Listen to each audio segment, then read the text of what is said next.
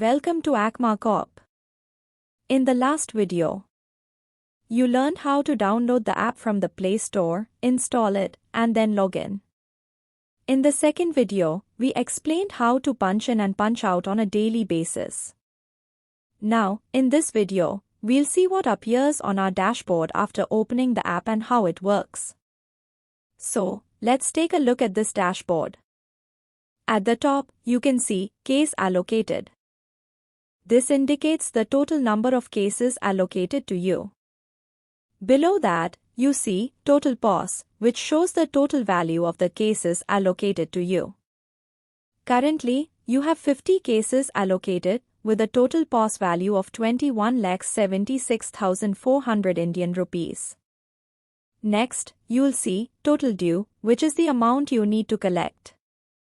Then, there's Total CBC and LPP, where CBC stands for check bounce charges and LPP stands for late payment penalties. Below that, you have Given in Actions and Work. In the actions, you can see how much work you need to do.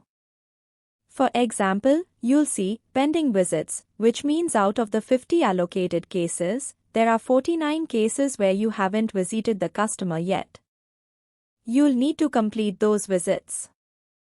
Secondly, there is Calls Pending, which shows how many cases your callers haven't called yet, especially for first-time touch calling. You can remind them to complete their calls, and you can see the data from here. Thirdly, there is NCT, which means Not Contactable. These are cases where your callers tried to call but couldn't connect. You will need to visit these cases personally. From here, you will also click on the current NCT. If there is an NCT case, the data for your respective case will be shown to you. Then, you can click from here or open any loan detail page and update your feedback from there. The fourth option is Today's Visit. Here, you can see how many visits you've made today and update feedback for those visits. Below that is Today's PTP, which stands for Promise to Pay Date.